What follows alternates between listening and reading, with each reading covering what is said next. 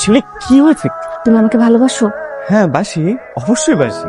যদি তাই হয় তাহলে আজ এই মুহূর্তে আমরা বিয়ে করব। First class first year certificate ছাড়া তোমার এই গরিব প্রেমিকের কাছে আর কিচ্ছু নেই। কোথায় রাখবো তোমাকে? খাওয়াবো কি?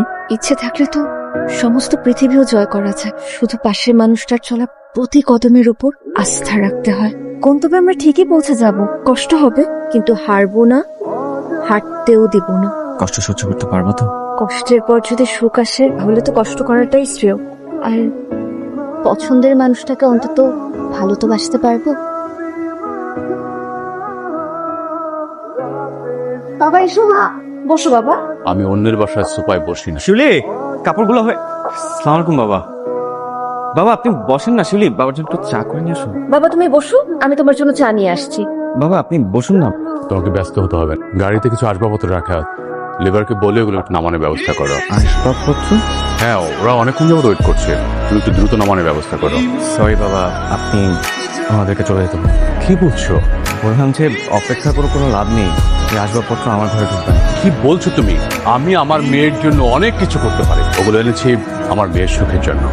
বেয়াদবি নেবেন না বাবা, কিন্তু আপনার মেয়ে যতদিন আপনার বাড়িতে ছিল ততদিন তার দেখভালের দায়িত্ব আপনার ছিল, কিন্তু আপনার মেয়ে এখন আমার স্ত্রী, তাই ওর দেখভালের দায়িত্ব এখন আমার।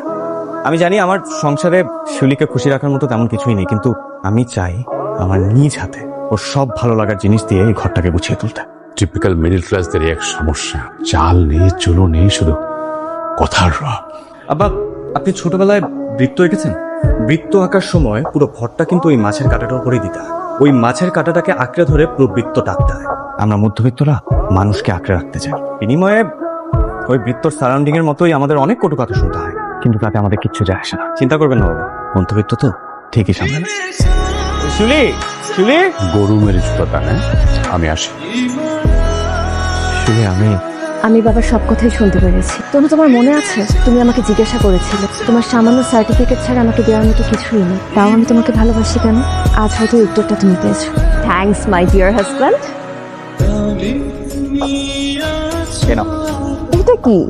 খুলে দেখো, পড়ে দেখো। আমার তো হাতে ময়লা। আমি তুমি চাকরি হয়ে গেছে। Yes, congratulations. তোমার জয়েনিং কবে থেকে? সবই বলবো পরে।